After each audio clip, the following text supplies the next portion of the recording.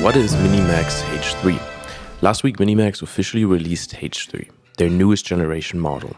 This is a very large model with support for multiple generation modes beyond standard text-to-video, making it one of the more interesting releases we've seen recently.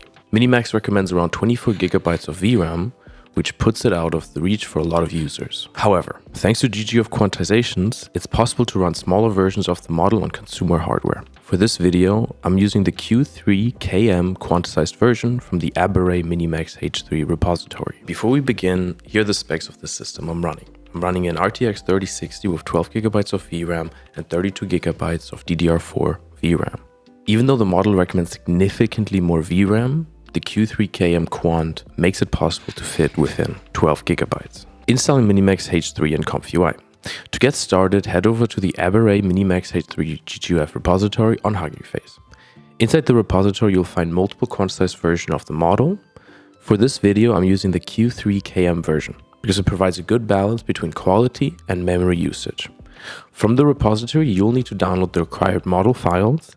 These include the diffusion model or UNet, the text encoder, and the VE.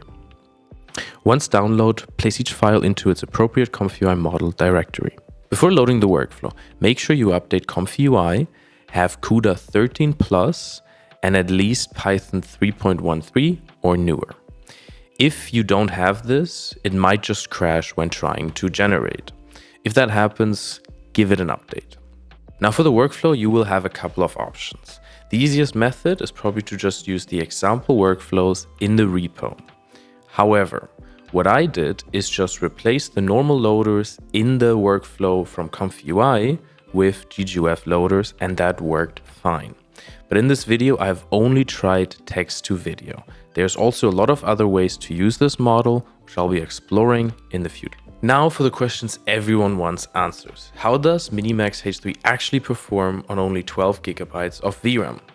For my testing, I generated several clips using the Q3KM quantized model and the Q6KM quantized model. Generation times were surprisingly reasonable thinking about the size of the model. Obviously, you're not going to get the full uncompressed model experience, but the fact that this runs at all on 12 GB card is quite impressive. The quality is also much better than I initially expected from a quantized version, even Q3KM. Now, one of the things that makes MiniMax H3 stand out is the number of generation modes it supports. Right now, you can use text to video, image to video, first frame, last frame generation, reference video workflows, video editing, video inpainting. This makes it so versatile for so many different versions and ideas you might want to make and create, but we'll see how well they perform in real workflows and how we're going to get them to nicely work in ComfUI. After spending some time with MiniMax H3, I think this is a really impressive release. It offers a lot of interesting generation modes, good quality output, and thanks to GGUF quantization, it's actually accessible to people who don't have high-end GPUs. But it is a little bittersweet, because while the model keeps getting better, they also keep getting bigger, which means the sort of minimum spec that you can run these on, even the quantized version, becomes higher and higher. But projects like this help bridge the gap and allow more people to experiment with cutting-edge models on consumer hardware. So if you found this video helpful, consider supporting the channel. You can buy me a coffee using the link in the description. As always, thank you for watching, and I'll see you in the next one.